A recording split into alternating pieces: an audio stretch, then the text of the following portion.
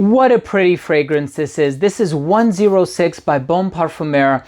Vanilla, musk, this natural rose ingredient, pink pepper, Davana. This is divine. This is so pretty. This is so innocent. I'm so excited to share my thoughts with you on this fragrance, so make sure to stay tuned.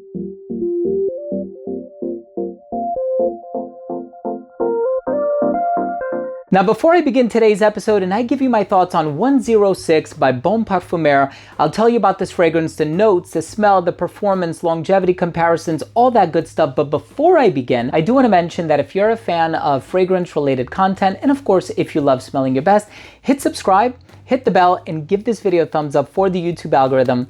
It would really mean a lot to me. So I wasn't really captivated by the note breakdown of this fragrance just because I've smelled rose and vanilla before. And when I looked at the label, I saw pink and I said, oh, is this going to be like a Delina by Marley iteration?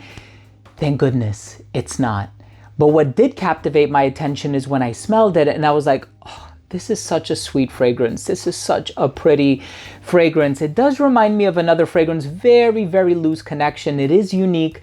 And this fragrance just has this gentle, calm, serene, and pretty quality about it. 106 is such a beautiful fragrance from Parfumeur. I'll tell you the occasions and the type of personality that I think this would be suitable for.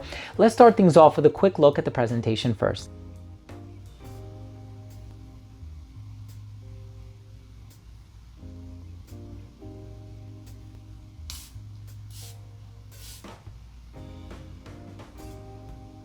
So right in the opening of this fragrance, you are going to get that Damascus rose ingredient. And it's such a natural smelling rose. It's so pretty. It's so billowy. It's so ethereal. And of course, that's the case because it's coupled by this clean musk ingredient. And of course, the pink pepper that's in the opening also creates a bit of a rosy vibe. And I am going to be honest with you, this fragrance does come across a little bit powdery. If you like powdery fragrances, you're in luck. If you like rose fragrances, you have 2 for 2 here, so that's wonderful. This fragrance also has just a tad bit of vanilla, so there's no Delina in here, there's no Delina exclusive, but you are gonna get this pink rose hue, and yeah, I'm making a bit of a synesthetic connection here, but this is such a beautiful fragrance. I'm gonna be honest with you. I sat there when I initially discovered this fragrance and I was racking my brain and I said, what other fragrance is this reminding me of? Because it is summoning to mind a fragrance that I own and that I've spent a considerable number of years wearing. And then it hit me, Burberry Brit for men. And I was surprised and I said, wow, Burberry Brit.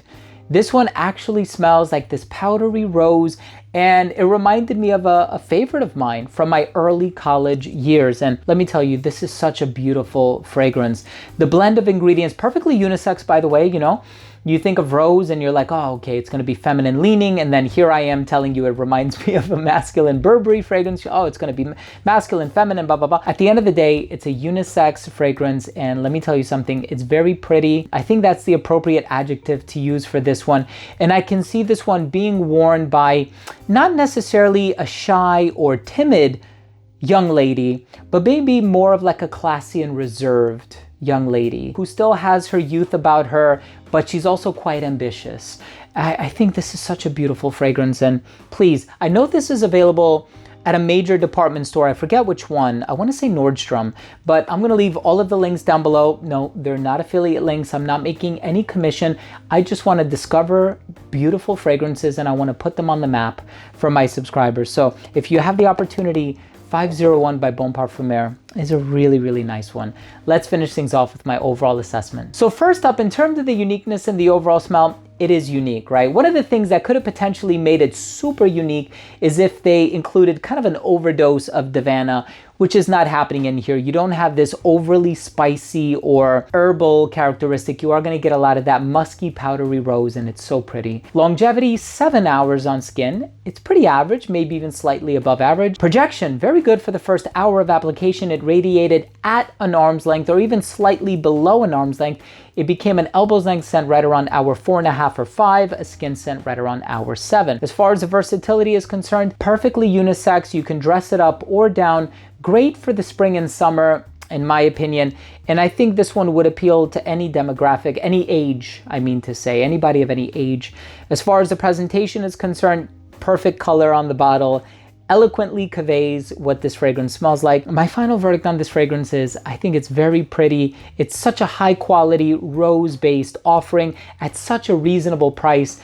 And of course, this one is available in a major department store, the name of which totally eludes me at the moment, but I'm just going to drop the link down below so you can actually go out and sample it in stores, which is wonderful about this brand. Hey, thank you so much for watching. Thank you for joining me today. That was my review of 106 by Bon Parfumeur. If you have any experience with this line, drop your comment down below. What are your favorites? And of course, if you took anything of value from today's episode, hit subscribe, hit the bell, and give this video a thumbs up for the YouTube algorithm. Thanks again for watching. I love you all, and we'll see you tomorrow with a new episode. Bye.